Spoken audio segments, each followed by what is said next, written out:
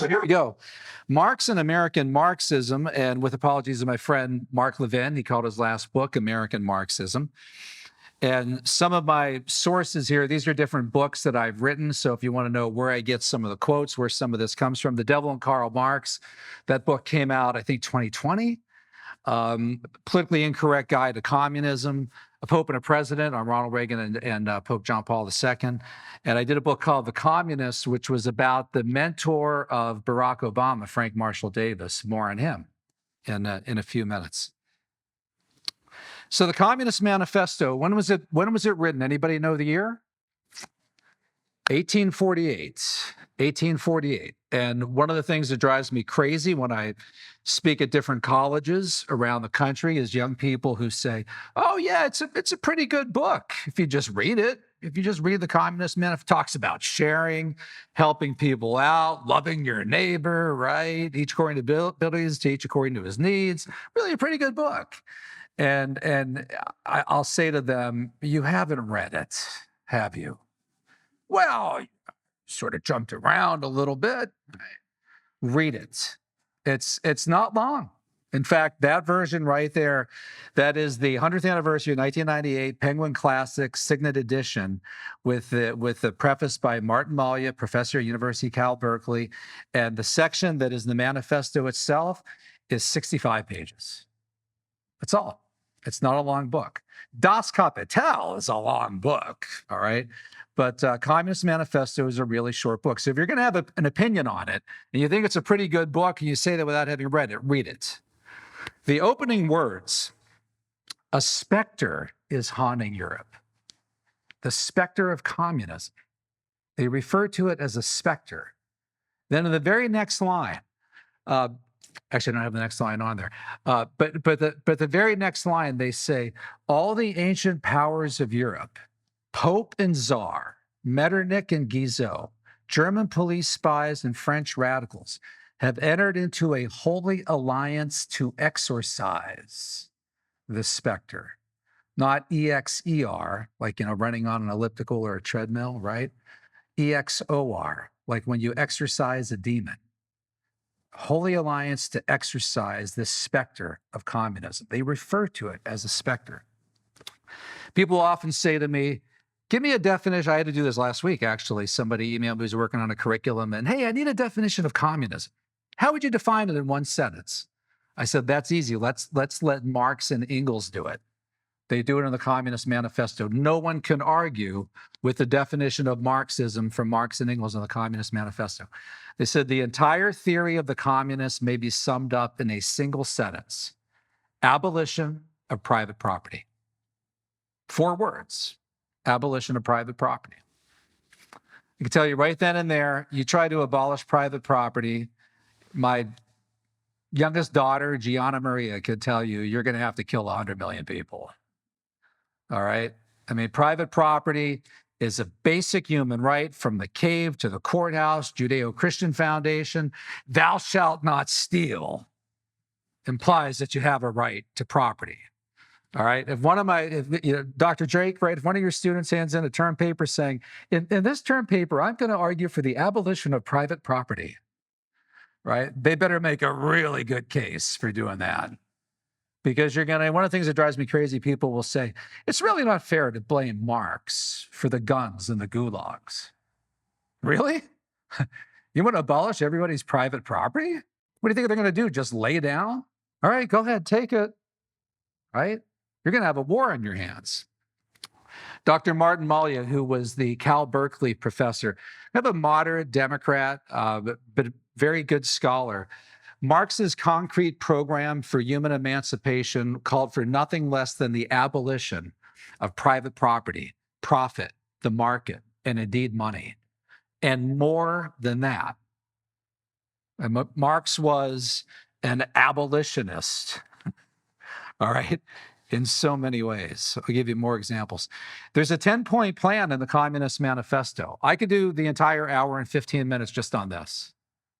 All right, but for people to say, well, it's a pretty good book, talks in generalities about sharing wealth, kind of vague would be a good criticism of the book. They don't give many specifics. Yeah, they do. They have a 10-point plan. among other specifics in the book. And I'm just giving a few examples here. Point one, abolition of property and land, application of all rents of land for public purposes. Point two, a heavy progressive or graduated income tax.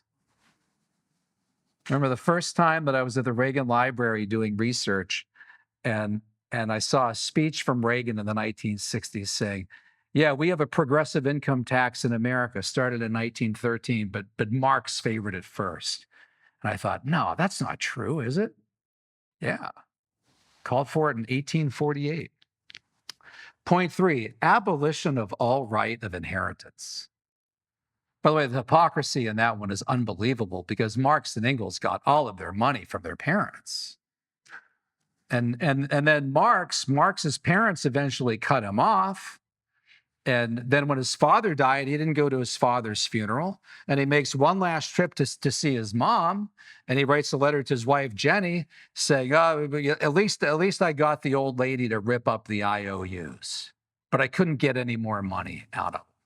And they got as much money as they could from Marx's wife's family. Both Marx's wife and his mom said, Carl, I wish you would quit writing about capital and start earning some capital. Actually make some money. And then after that, the main reason Marx connects with Engels is because Engels became Marx's sugar daddy. Engels got all of his money from his industrialist father, and then that's where Marx was subsidized by Engels. Marx refused to get a job, refused to work. In fact, Marx's wife, Jenny, her family at one point said, Jenny, I'm sorry, but we love you. We love the kids. We know you have the kids are malnourished. They don't have a roof over their head. We know your husband won't work. All right. But we can't give you any more money. We just can't. It's wrong. It's immoral. He has to get a job. We can't do this. We will lend you Lenchen. Lenchen was Helen DeMuth, who was Jenny's family's nursemaid. Jenny grew up with her. They were little girls together. We will lend you Lenchen. So she works as the Marx nursemaid, and Marx, of course, the champion of the proletariat, the working class, never pays her a dime. And then one day, got Lenchen pregnant behind Jenny's back. They gave birth to a child. Marx refused to acknowledge that it was his. Refused, of course, ever to pay the child a penny of child support. And then Engels, who didn't believe in marriage and hated marriage, said, you know, I'll save you again. Let's just say it's my kid. We'll call him Freddie. Freddie Marx. Point five, centralization of credit in the hands of the state by a national bank with exclusive monopoly on all banking activity. But wait, if you're a communist, you need to be doing all these things, all right? What you ought to be doing. Number six, centralization of means of communication and transport in the hands of the state. So today you would take, this is why what's especially crazy is to meet Marxists today who say, well, I mean, Marx maybe got right some of the excesses of the Industrial Revolution, right? Well, yeah, but I mean, you know, so did the churches, so did Charles Dickens, right? I mean, come on. But you want to centralize all communication and transportation in the hands of the state? What was transportation in 1848? Yeah, I mean, by the way, do we even have trains yet? I don't think the Transcontinental Railroad was built yet. Shipping? Maybe. There's no cars. There's no planes. Today, a Marxist today would have to do all of that. What was communication? Newspapers, I guess. No phones, right? I mean, this would be impossible to do today. Impossible. So maybe making somewhat of an argument for it in 1848, but you know, look out the window. It's not 1848 industrial Germany or Britain out there right now. 9, this is my favorite. Gradual abolition. I told you he wants to abolish everything. Gradual abolition of all the distinction between town and country. That should give you a pause right there. How, where are we going with this one, right? Gradual abolition of all the distinction between town and country. Who's going to do that? How? By a more equitable distribution of the population across the country. They didn't want to just more equitably distribute your property, your land, your stuff, but you. So you take the people out in the cities and you more equitably distribute them out into the countryside, right? For all those Marxists in Manhattan working at the coffee shops, right? Got news for you guys, all right? We're going to take a whole bunch of them. We're going to drop you in the middle of rural Tennessee, all right? We're going to drop them in, my home county of Butler, Pennsylvania, right? We're going to put you there with all the MAGA supporters, all right? Enjoy, right? More equitable distribution of the population, right? Out of the cities. It's no longer flyover country. You're going to live there. Point 10, free education for all children in public schools. And one of the first things that all the communists do is they ban home education, private education, religious education, and put everyone into government collectives. Marx and Engels conceded, right? Of course, in the beginning, this cannot be affected except by means of despotic inroads. For people that are reading this saying, don't they realize this required despotism, tyranny to do this? Actually, yeah, it did. Now, the people today are like, yeah, I think communism's a pretty good idea. The manifesto talks about sharing. I mean, come on, read the book. Marx and Engels could have told you, well, read our 10-point plan, as we say in the preface to it. It's going to require despotism to do this. Of course. Abolition of all right of inheritance, forcibly, equitably distributing you, abolishing all property, despotism, guns and gulags. Did you know that this was in the Communist Manifesto, that book that talks about loving your neighbor? Do you charge us with wanting to stop the exploitation of children by their parents? To this crime, we plead guilty. But you will say, we destroy the most hallowed of relations when we replace home education by social. Long before they were trying to ban homeschooling in California in the 2020s, these guys were doing it. And by the way, the relationship between parents and children is hallowed. It is hallowed. Marx railed against what he called the disgusting bourgeois claptrap about the family and education and the hallowed correlation of parent and child. Marx and Engels on race. This is very offensive. And I probably shouldn't read it. You guys could take pictures of it. It's a really important thing to know about these two guys that does not get taught.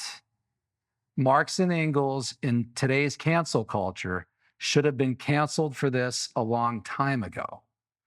All right. I'm a Reagan expert. I've got a whole chapter at the end of my book on Reagan and race about one word that Reagan used to Nixon in 1972, 71, and it wasn't the N word. These guys use that word all the time, and they were German. You'll be reading their letters to each other in German, and all of a sudden the N word jumps out. Not Negro, not the German translation of that word, but the racial English American epithet, the N word, all through there. Marx had, and a lot of this too is because Marx was a evolutionary atheist, and he believed that people of color were on a lower evolutionary scale than he and Engels and their people.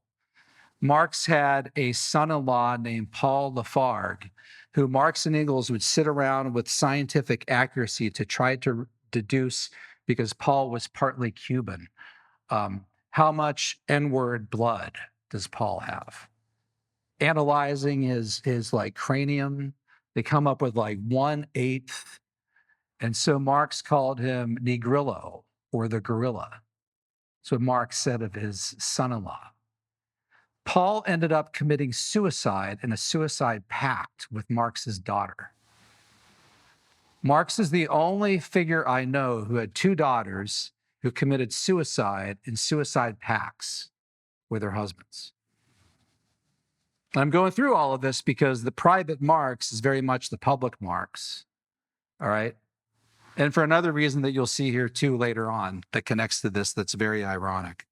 Marx was also Jewish and anti-Semitic.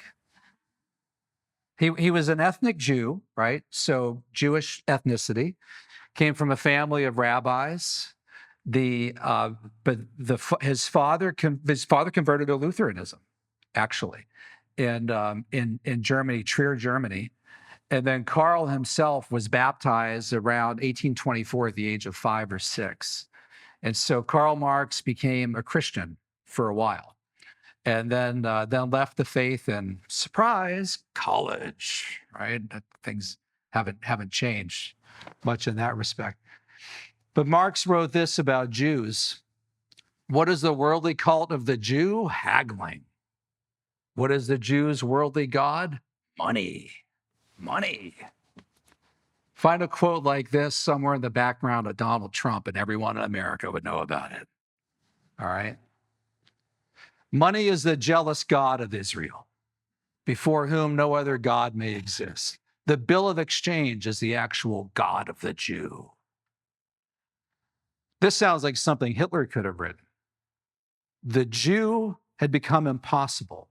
The emancipation of the Jews, in the final analysis, is the emancipation of mankind from Judaism. The Israelite faith is repulsive to me. Anti-Semitic, anti-Black, atheist, evolutionary racist.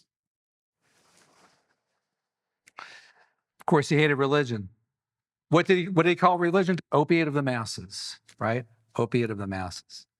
And the fuller quote to that, which people usually don't know the full context. I've heard people say, well, opium of the masses. I kind of see what Marx is getting at, right? I mean, kind of like drug, religion can be kind of like a drug to some, a pacifier, a placebo. I mean, we think it's real, but Marx, I kind of see what he's getting at. No, the full context. This is a very, very dim view of religion. Religion is the sigh of the oppressed creature, the heart of a heartless world, the soul of soulless conditions.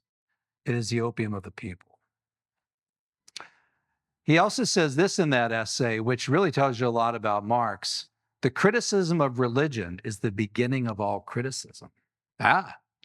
Probably right there. They believe you got to start at the very root of the tree, right? You got to take it down from the very bottom. This is why all the communists, wherever they are, whatever country, Cambodia, Pol Pot, Khmer Rouge, all right, Muslims in Afghanistan in the 1980s, taking the Mujahideen, communists there at that point, in Cuba under Castro, taking on Confucianism, Confucius belief in China, they all go after religion. Every single one of them goes after religion. Communism begins, said Marx, where atheism begins. Lenin, all worship of a divinity is a necrophilia. There is nothing more abominable than religion. Lenin, in another essay, said, what is religion? Like Marx said, it is the opium of the masses. It is a kind of spiritual booze. Spiritual booze. Medieval mildew. We must destroy religion. Nikolai Bukharin said, we must take on religion at the tip of the bayonet. And how many of you know of social justice Lutherans who are like, we can learn a lot from the communists on religion, right? These guys would tell you, no, you can't. You can learn from us that religion and communism are incompatible. That's a direct quote from Bukharin and Lenin as well. You take on religion at the tip of the bayonet.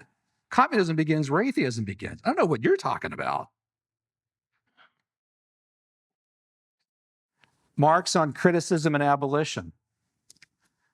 The manifesto, they say that communism represents the most radical rupture in traditional relations. It aims to abolish nothing less than the present state of things.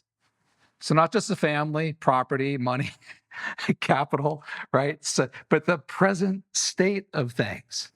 This is in the very end of the manifesto, this line. Anybody know how the manifesto ends? It's a famous phrase. Everyone uses it all the time.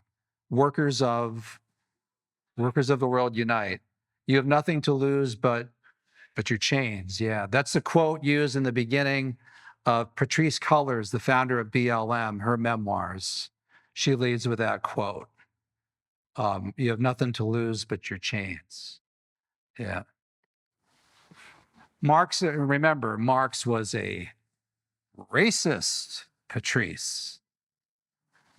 Marx, in a letter to Arnold Rouge, manifesto, communists openly declare, this is so telling, that their ends can be attained only by the forcible overthrow of all existing social conditions. So if you got some kid in college who's like, yeah, it's a pretty good idea. They just talk about sharing in that book. That book closes by calling for the overthrow by force of all existing social conditions. These guys aren't just tinkerers. Well, if we cut the tax rate here a little here, increase it over there a little bit, maybe tinker with Medicaid, right? They want to forcibly overthrow all existing social conditions. The most common word that you will see if you do a word search in the Communist Manifesto, check it out, right, is abolition, abolish, criticize, criticism. Marx called for the ruthless criticism of all that exists. Marx had a favorite quote, and I did an interview with Jordan Peterson a few weeks ago. I didn't know Jordan Peterson was reading my book, The Devil and Karl Marx. I had no idea. I just got an email all of a sudden. I had never met him before from his producer saying he wants to have you on the show, and it was this quote right here that really got him. That really struck him. Marx was asked, "Do you have a favorite quote, a favorite line?" Now, if you ask me if I had a favorite quote, favorite line, I'd give you probably a scripture verse, right? Quote from a saint, maybe something like that. Be not afraid. But Marx said yes. From my favorite author, Goethe. My favorite book about Faust. And my favorite character, the Mephistopheles character. Who was the Mephistopheles character? The devil, the demon. Marx has all these poems about the devil. It's really chilling. And Marx fancied himself not an economist. He's clearly not an economist. Not so much a philosopher, but a poet. He wanted to be a poet. And he wanted to write the Faust of his age. And he said, yes, my favorite line. Marx's daughter said, he would chant this.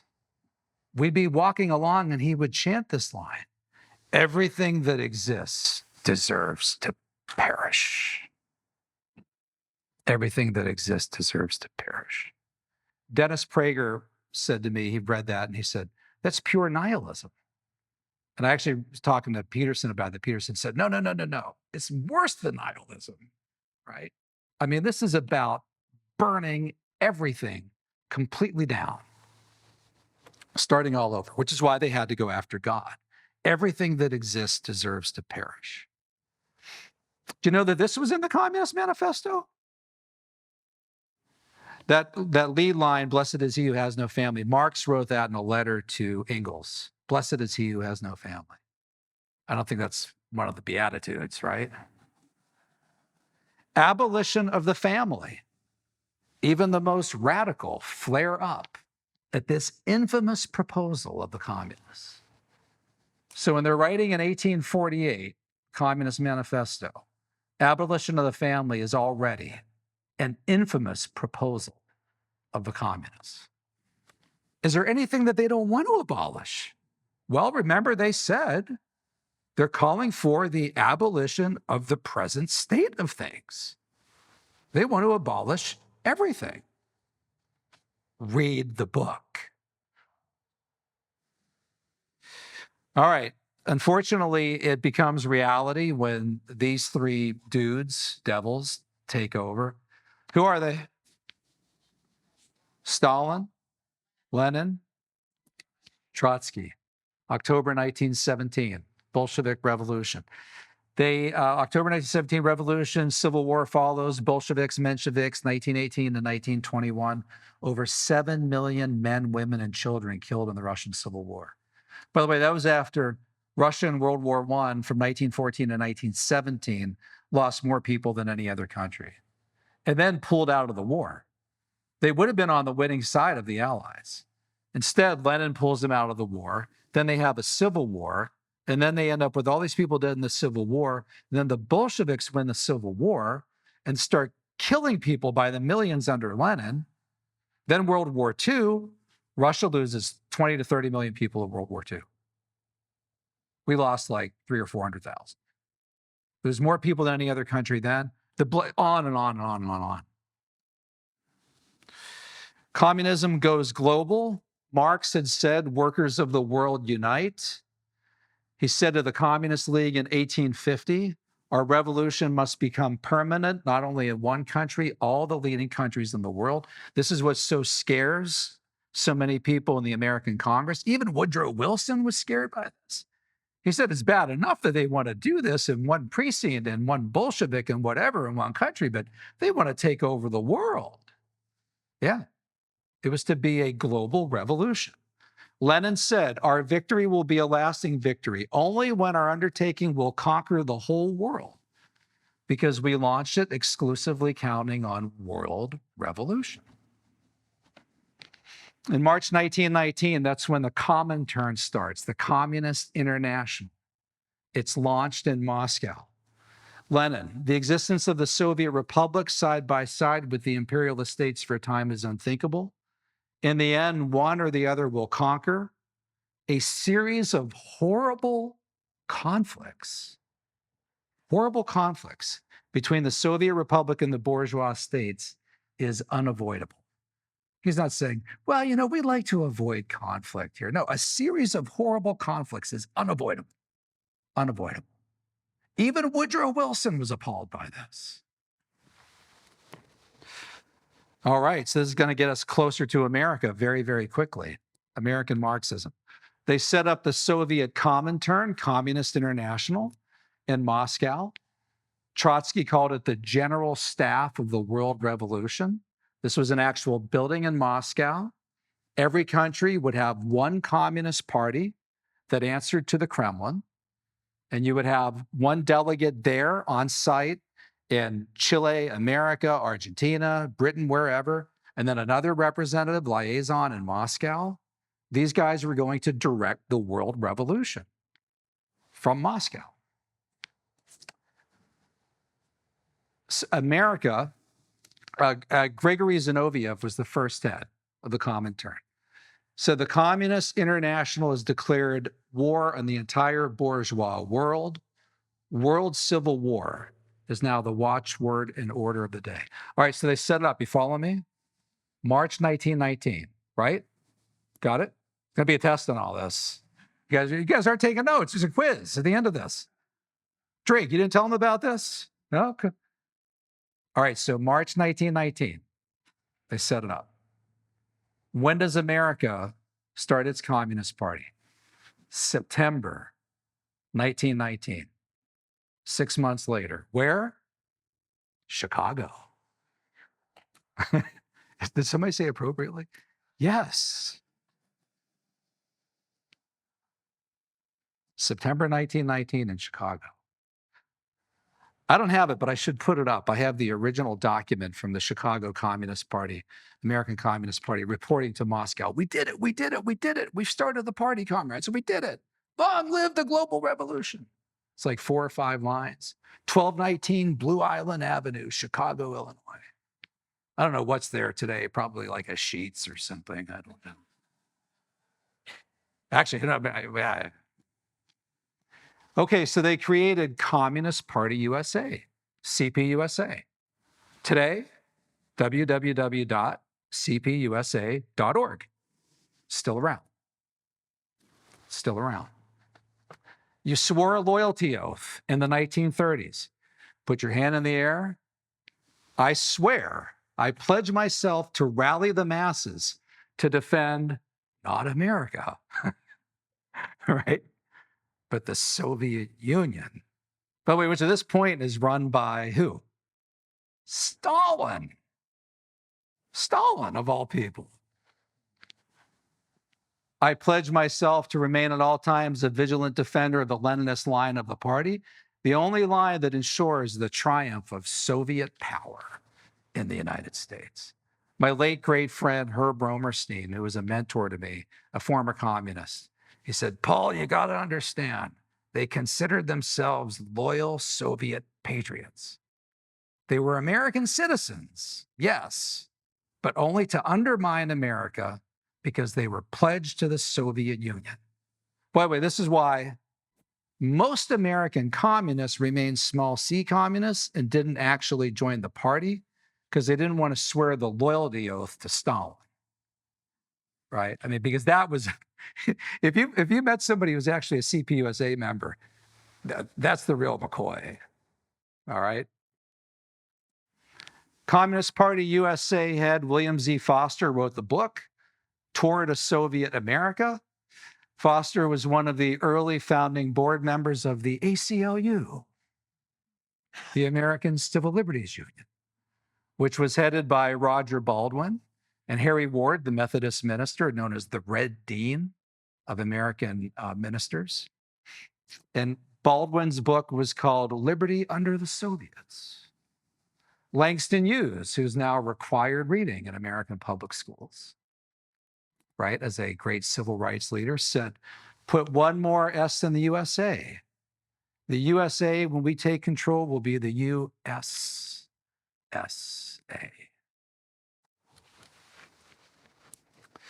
All right. The Hollywood 10, just a bunch of fun-loving progressives, hounded by Joe McCarthy. That's their Communist Party USA numbers right there. All their 5-digit numbers. You can see they all joined together around the same time. We think at that time there were about 100,000 Communist Party USA members altogether. That's John Howard Lawson, known as Hollywood's commissar. Every single member of the Hollywood 10 was a party member. We had those numbers in 1947 when they testified before Congress. Lawson started screaming at the congressman saying, this is like Hitler, Hitler's Germany, Nazi, fascist, Reichstag, Night of the Broken Glass. Stomped out of there. All 10, all 10. Now, you can make an argument about whether or not it was right they should have been blacklisted, all right? But when you guys get to college and the professor says that they're just a bunch of fun-loving progressives, they were all party members. And the only one of the 10 that ever showed any regret was Edward Dmytryk. He said, yeah, a real big moment for me was when we were with a group of them and they said that they, in a war between the US and the Soviet Union, they would fight for the Soviet Union. Of course, that was their country. That's what they pledged a loyalty oath to. By the way, Joe McCarthy had nothing to do with these guys because these guys testified before the House Committee on Un-American Activities. What was McCarthy? A senator. Yeah, he came later. Back then, these committees were run by Democrats. The House Committee on American Activities was usually run by Democrats, Cold War anti-communist Democrats. Two of the leading screenwriters, Dalton Trumbo, he said, every screenwriter worth his salt wages a battle in his own way, a kind of literary guerrilla warfare. You cannot abandon the medium of film. That would be tantamount to abandoning the struggle altogether. And this is what John Howard Lawson wrote. This is very clever. And this happens today all the time in other ways with other issues that the far left does when they're trying to put in a message in a movie, a Disney movie or whatever, right? It'll be very subtle and you'll point it out and someone in the room, oh, Dad, come on, that's paranoid. That's not what they're trying to say.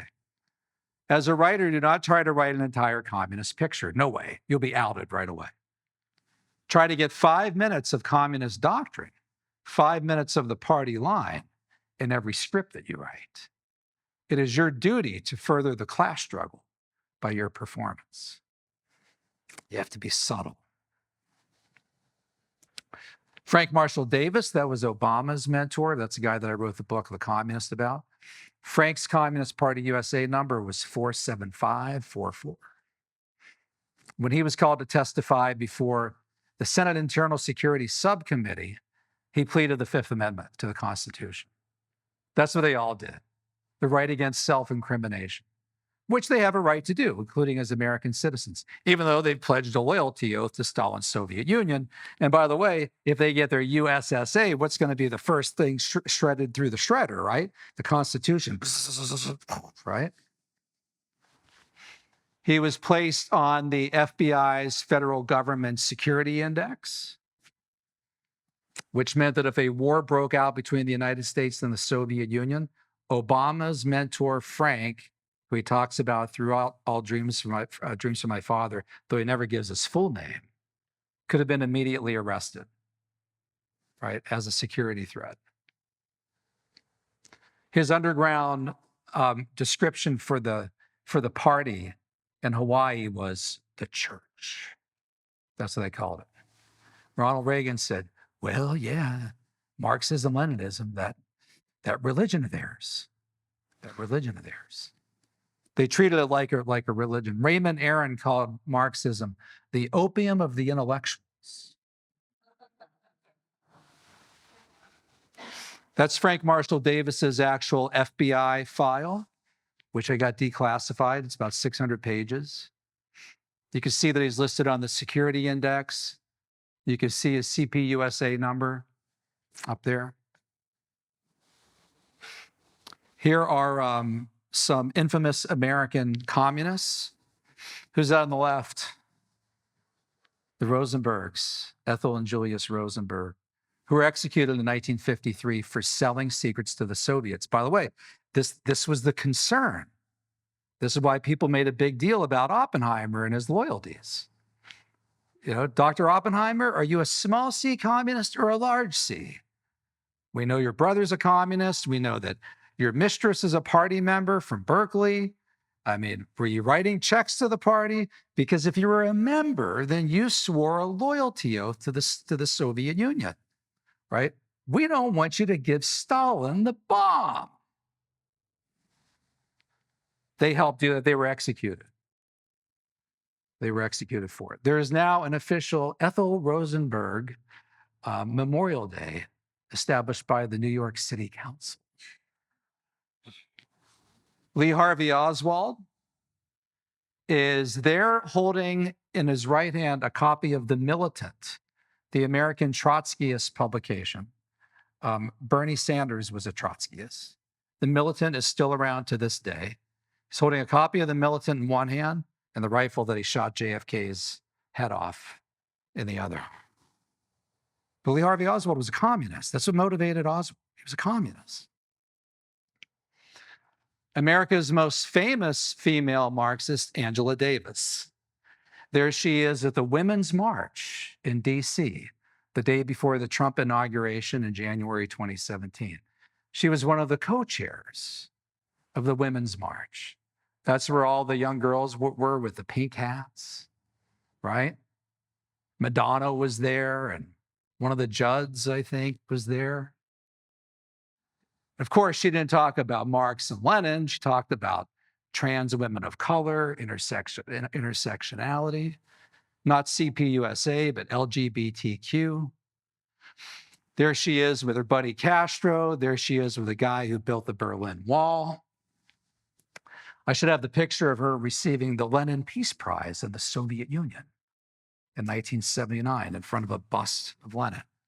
She is the mentor to Patrisse Cullors, the founder of BLM. She wrote the foreword to Patrisse Cullors' memoir. Patrisse Cullors said, we, Alicia Garza and I, the co-founders of BLM, we are trained Marxists, quote unquote. We are super versed in ideological theories. She is also the mentor to Ilhan Omar, a member of the squad from Minneapolis. I got some people in the crowd from this generation, right? All right, who are these guys? Weather Underground, SDS. Who's that punk? He just looks like a punk, doesn't he? I mean, come on. I know this is a Christian audience, but if you can't call that guy a punk, that guy looks like more of a punk than Lenin did. Look at him. Who's the guy in the left top? Bill Ayers. He's the guy who said that we didn't do enough. It was a beautiful day, the day that we bombed the Pentagon. That's his girl, Bernardine Dorn. They were fugitives from the FBI for over a decade. Ayers got off, said, guilty as sin, free as a bird. What a country. What a country. When he got out of prison, went to Columbia University, where he got his PhD. Became a professor at the Department of Education, the University of Chicago, Illinois, where he writes books with titles like Teaching Social Justice, published by Columbia Teachers College.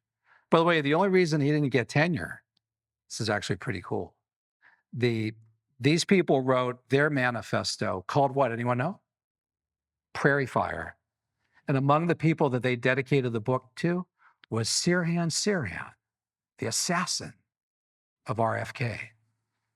And when my buddy RFK Jr. and some of the other Kennedy kids found out about this, they said, don't you dare give that guy tenure.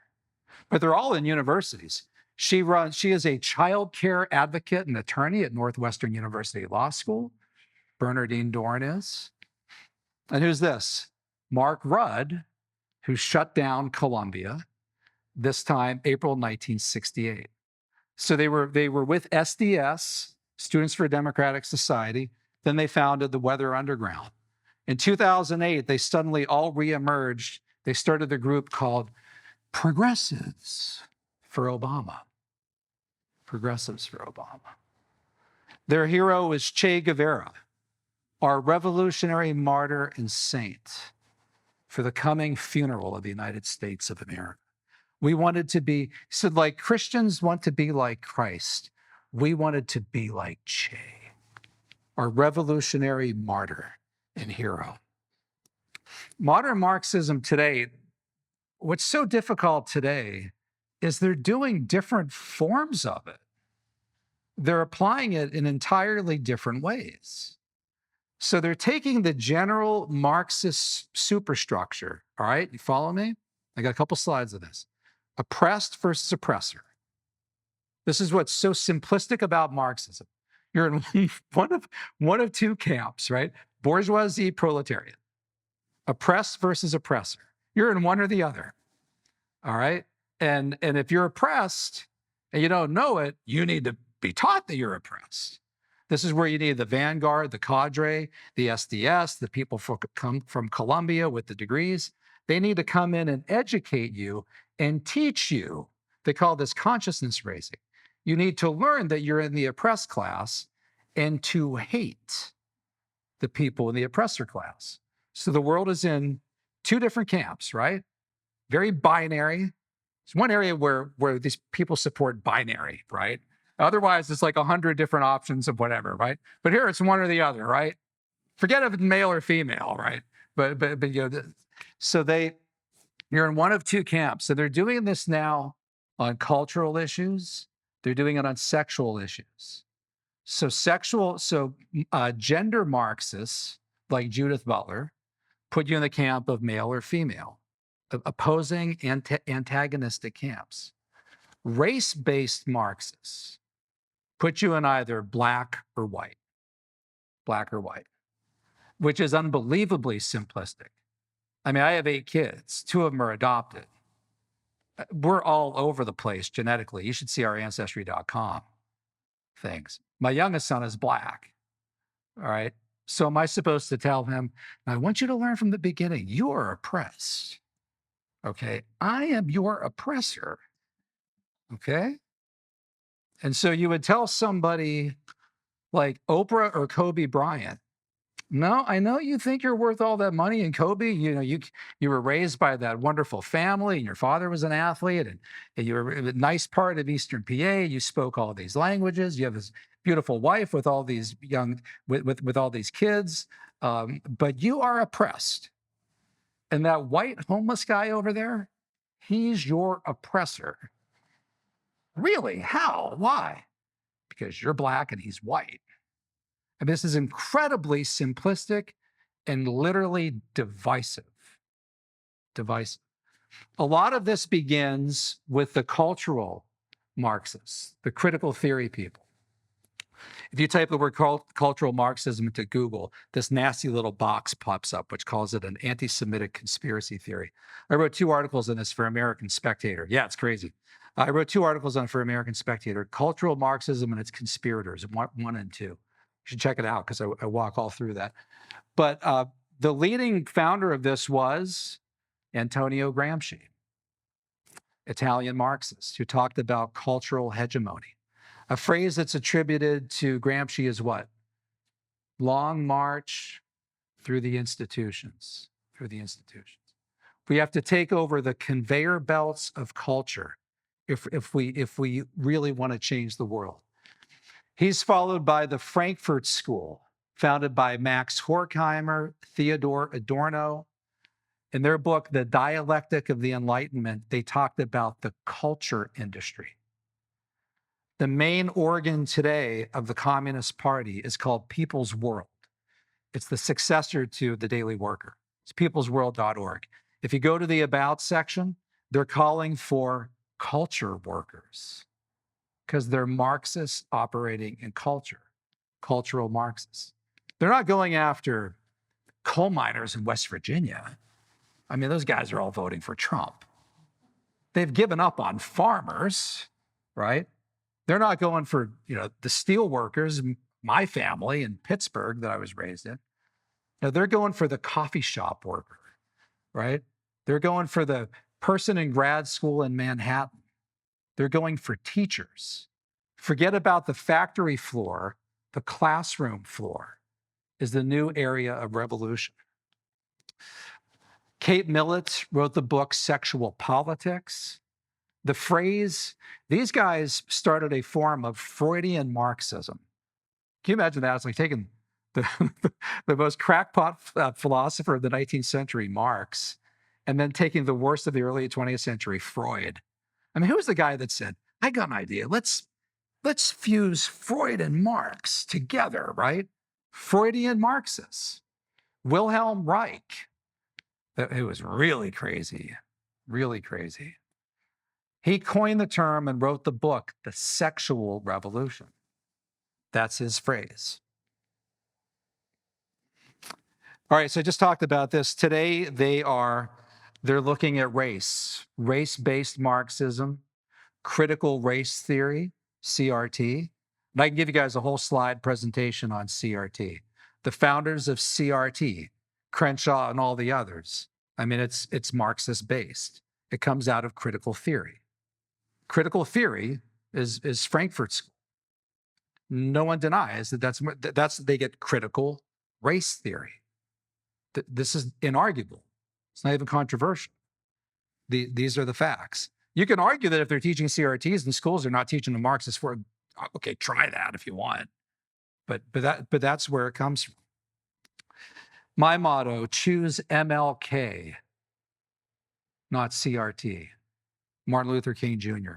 You should be judged by the content of your character rather than the color of your skin. CRT judges you by the color of your skin. What MLK said is we should instead be identified as children of God, made in the image of God, the Imago Dei. From Marxism to wokeism, that's kind of a separate thing, but it's very related. Wokeism, like Marxism, is always searching for the latest victim group. And that victim group will be the oppressed group, like the proletariat, which will also be the redeemer group that will be redeemed to bring in the new revolution and the new type of life.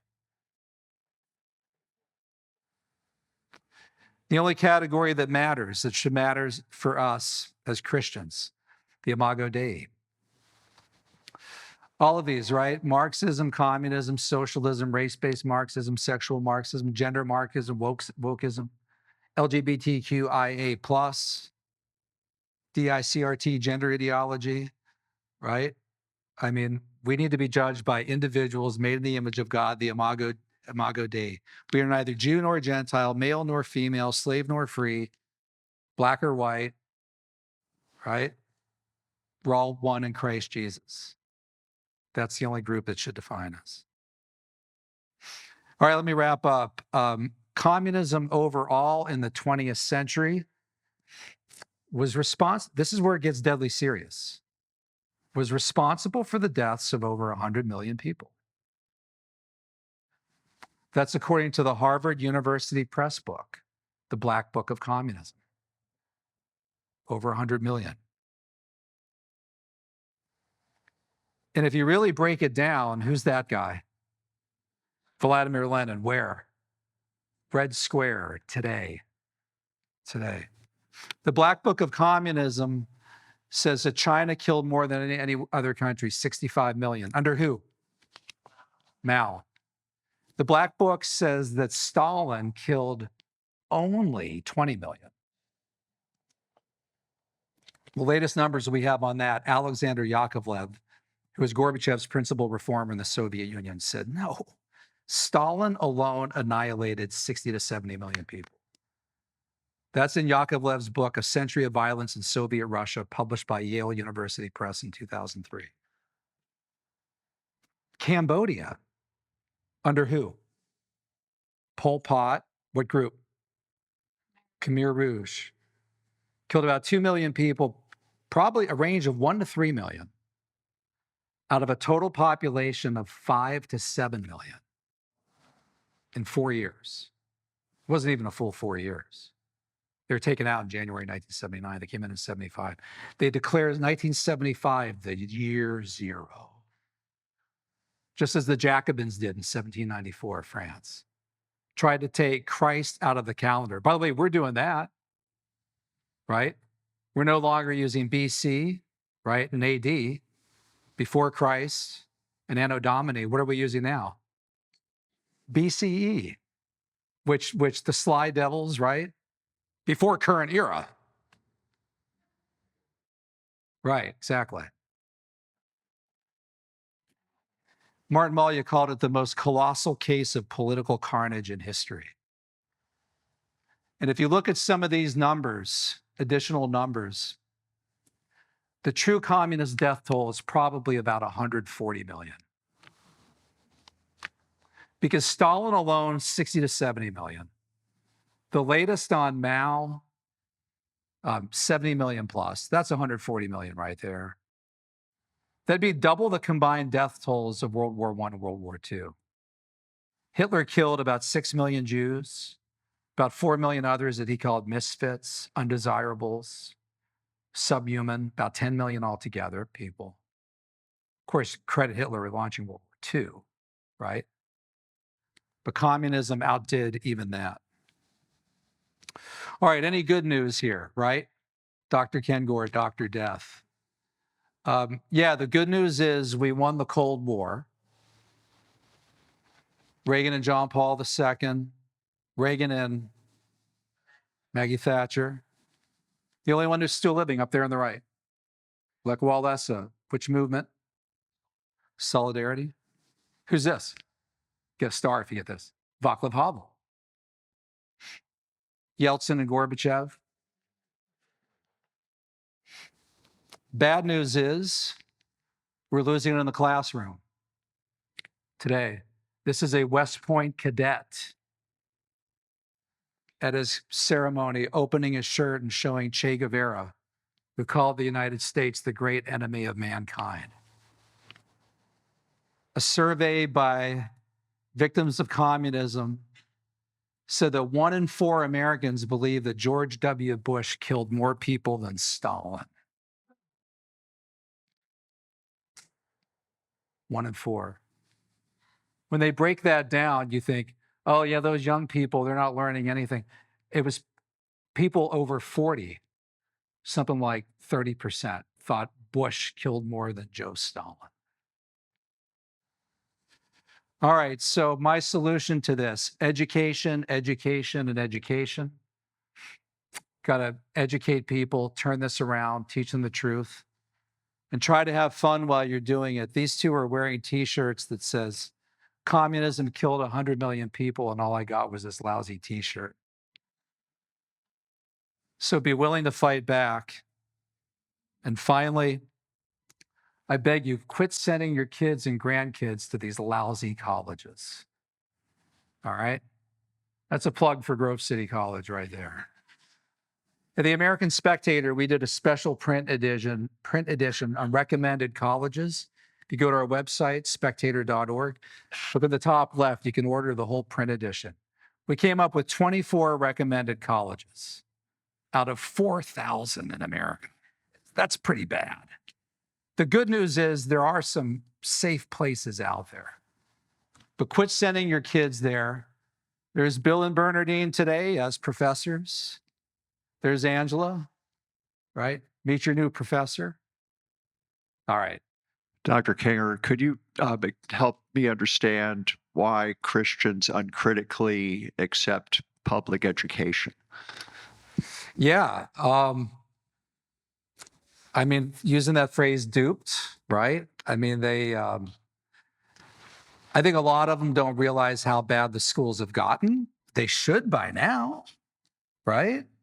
One of the things that happened during COVID was it produced a lot of homeschooling because a lot of people were able to sit next to their kid and find out what exactly, he or she was learning. And they also found out that it wasn't as hard to homeschool as they thought it would be. My wife would say, that's easier for you to say, right? 'Cause she homeschools the kids. But, and a lot of people from the previous generations just didn't realize that it was that bad. But the good news is there's alternatives out there, and you don't have to send them to those schools, and you don't have to send them to the universities where we've been sending them as well. The universities, and unfortunately too, a lot of Christian colleges are just no longer trustworthy. And a lot of the Christian colleges that were historically Christian colleges are no longer even Christian colleges. And a lot of parents and grandparents who went to those colleges don't realize that. And a lot of them continue to donate to those colleges and have no idea what their money is going to. And a common scheme that they'll do, these alumni offices, well, I see that you were an engineer when you were here. Why don't you just write that check for $10 million to the engineering school, right? I mean, it all goes to the same place. You can move the money around. I mean, if they're teaching this stuff at that college, quit giving them money, and most importantly, write a letter and say, this is why I'm not giving you the money. Don't just say, I'm not giving it anymore, and don't tell them. They need to know why. That's the only way that you'll make a difference. Money talks. Yeah. Dr. Kengor, thank you for being here. Actually, I have 3 nieces at Grove City. Right. The Kriegers, Sarah, Abigail, or Libby. Any of those names ring a bell? Oh, the Kriegers. Oh, that's amazing. Yes. Do you actually know them? Yes. Wonderful. Yep. Yeah, Libby's one of my favorite students. Yeah, she's sharp. She's graduated really sharp. about 2 years ago, maybe 3 now. She's great. Well, I'll tell her you said hello. Yeah. I'm sure she sends her regards. My question is, when I think of the French Revolution and the Bolshevik Revolution, and I just wonder the state of the church in both those countries, maybe in Germany as well, what role does the lack of a vibrant church or a responsive church or a church that is perceived to be in cahoots with the state be responsible for the motivation to make change, and the church hasn't been responsive to meeting social needs? Yeah, well, I mean, the Bolsheviks and the Jacobins both went after the church. I mean, they went after the churches. In the case of the Jacobins, it was the Roman Catholic Church. With the Bolshevik Revolution, it was the Russian Orthodox Church. So in every place where the communists go and the radicals go, it's not just war on religion, but war on the dominant church. In Pol Pot, Cambodia, under the Khmer Rouge, there were in 1975, when they came in, about 80,000 Buddhist monks. And they made the Buddhist monks either marry or renounce their vows. By 1979, there were only 4,000 left. So they had either married, renounced their vows, or been executed. And the ones that survived usually survived by escaping and just managing to not get killed. But in every culture, in every country, they go after They go after the church, the dominant church. Castro's Cuba was probably the highest rate of religious participation of any country in the Western Hemisphere, other than maybe America. It was thoroughly Catholic. This is a fascinating one. Pyongyang, the capital of North Korea, and North Korea to this day is Stalinist, right? Yeah, Pyongyang was called the Jerusalem of the East. So if you see a kind of diabolical hand at work here, they tend not to go for the places that are already secular. No, man, they want a Christian head on the platter, right? They go after the religious countries. I guess let me rephrase my question, because I'm wondering if the church was vibrant or alive, and if it had been more responsive and counter state, would that have given the soil the conditions for these kinds of revolutions to take place in the first place? If they had been more vibrant and pushing back against the, you think of Russia at that time, you had the czars, and then you had serfdom that was 99%, and they were dirt poor, as poor as dirt. So if that weren't the case, if the church perhaps had been a little bit more, I don't know, socially pushing back against this oppressive system. Yeah. Well, for example, I'd have to go country to country, but certainly in Bolshevik Russia, or pre-Bolshevik Russia, the Russian Orthodox Church was extremely strong. It also backed the Tsar, right? The Tsar said, the church said, honor God and honor the Tsar. And so what the Bolsheviks did was they targeted both the Tsar and the church at the same time and tried to link them together. In the French Revolution, the Roman Catholic Church, the Jacobins here tried to target the upper class, the nobility, and also the clergy, right? So they always pose them both as the enemies of the people. Now, are they successful at that? They never really win in any of these cases of majority.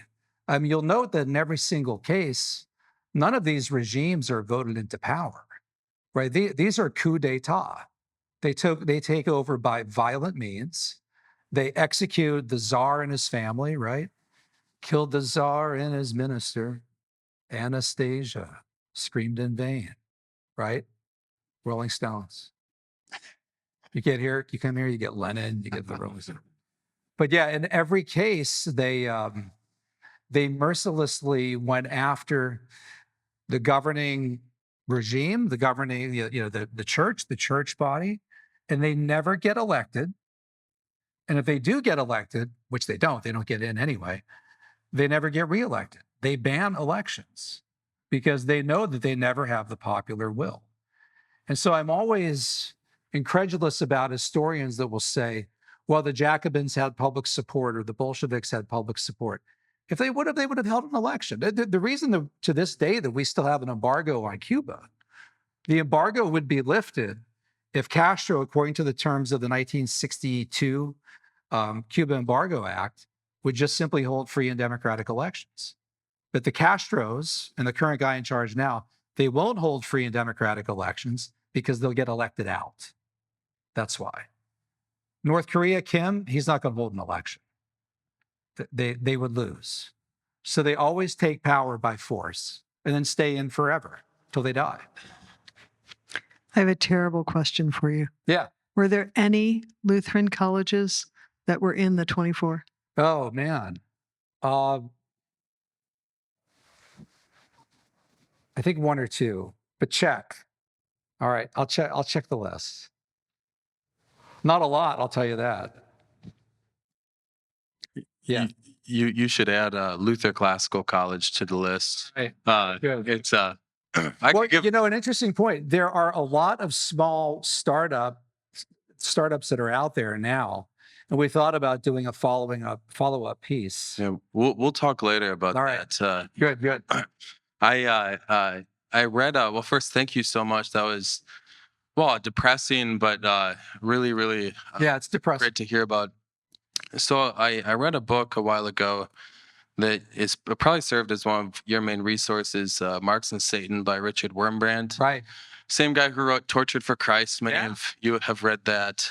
Lutheran Patzer from Romania. Right. And one of the most chilling parts of the book was when he was describing the the transition from kind of the Christian background of Marx and Engels to the kind of Satanist, I guess, activities that they're delving into. And yet a hymn that Engels wrote, and it was actually a beautiful hymn. It was imploring for God's mercy.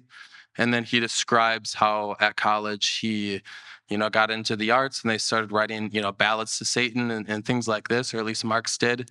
And I want to ask you if you could maybe give us some more information about what exactly was it that they were learning? What were the influences that drew them to such satanic state of mind? Like everything you describe is so satanic and evil, and really can only be inspired by that. Yeah, Marx's 1837 poem, The Player. Thus heaven I've forfeited, I know it full well. My soul, once true to God, is chosen for hell. 1841 poem. See this sword, this blood-dark sword. It stabs unerringly within thy soul. The prince of darkness sold it to me. He beats the time, says ever more boldly, I play the dance of death. He has all this chilling poetry about the devil. He came under the influence in college of a professor named Bruno Bauer, who was very anti-Semitic.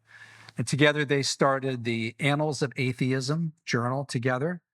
They would mock Christ. They would go into churches and sit in the pew and make rude noises and just disrupt.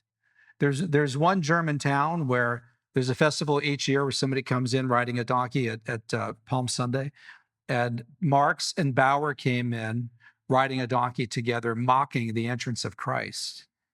So they didn't just write poems like this or write against religion. They mocked it. They openly mocked it. Richard Wurmbrand was a hero. He wrote Tortured for Christ, and then wrote the book Marx and Satan. I talk about those a lot in my book, The Devil and Karl Marx. And among the hardest things to read in that book, Tortured for Christ, and also in my book, The Devil and Karl Marx. In fact, a number of people told me I had to stop reading your book at this point. I said, you should read Wurmbrand's book. But he talks about being tortured in the Romanian prison of Pitești. And they had priests, they tied them to the floor on crosses, and they had other prisoners go up and urinate on them and defecate on them. And they even forced or tried to force pastors to consecrate human excrement in the form of Eucharist and feed it into people's mouths.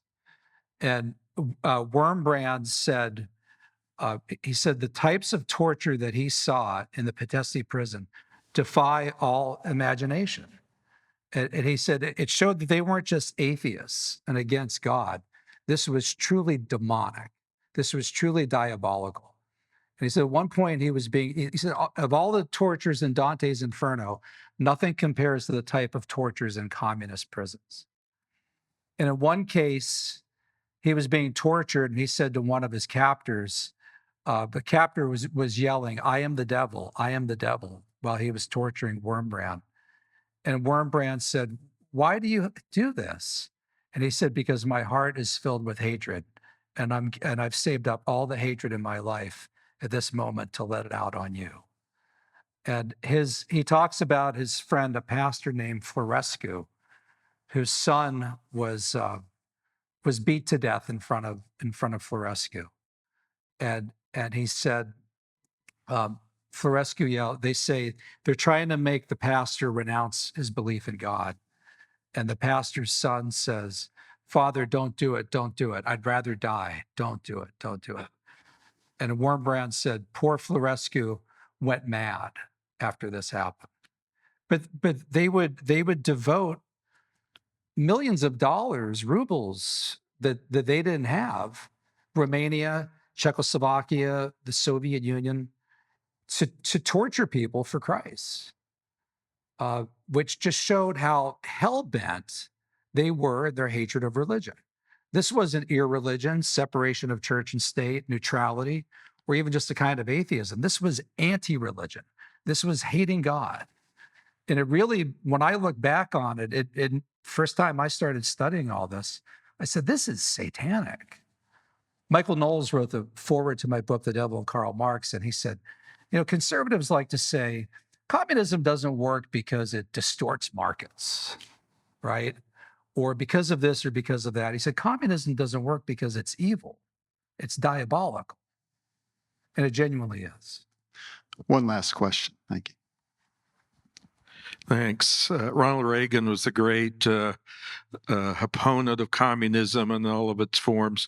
What do you say to conservatives today who are saying we should get away from the legacy of Ronald Reagan, that we should get away from his view of small government conservatism, free markets, opposition to authoritarianism, and instead they're developing, big government conservatism, and so on. What do you say to conservatives who are going to get rid of Reagan's legacy?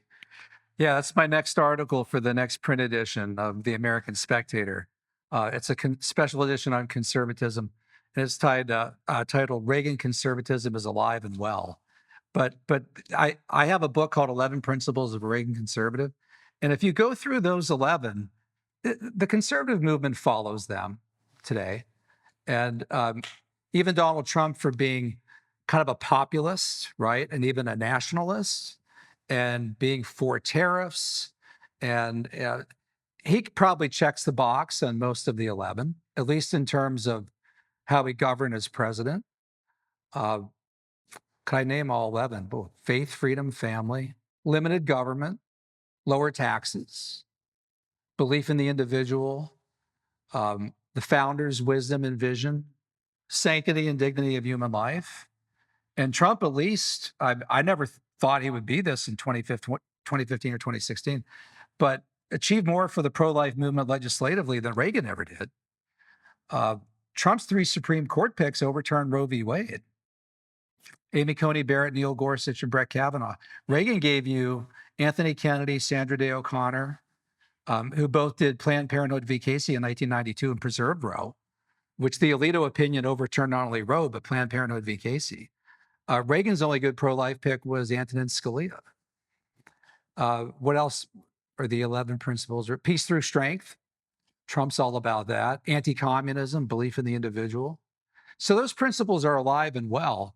What I think a lot of those conservatives today are lamenting is that today we lack the Reagan to communicate them. Right? It's not just the message, it's the messenger. If Trump wins in November, it will not be with over 50% of the vote. He'll either barely win the popular vote or lose to Kamala by like 1.5 and win the Electoral College. Reagan in 1984 was reelected with 60% of the vote. He won 49 out of 50 states. You know what the Electoral College count was in 1984? 525 to 13. Reagan in 1980 against the incumbent president won 44 out of 50 states, beat Carter by 10 percentage points, and won the Electoral College 489 to 49. Reagan twice won California, New York, New Jersey, my home state of Pennsylvania, and even Massachusetts. So those principles can win again, but you need the only state he didn't win, Minnesota. And people say, well, it's because he was running against Mondale in '84. He didn't win Minnesota in 1980. I mean, Minnesota has always been this just outlier in the Midwest. But what's needed, the message still works. You need the right messenger. What happened with the first conservative to run for president in 1964 was who? Barry Goldwater, killed by LBJ. It was said that Goldwater was conservatism with a frown. Reagan was conservatism with a smile. So you get the right messenger to go with the message, and that can happen again. It could win again. Thank you, Dr. Kengor. Thank you.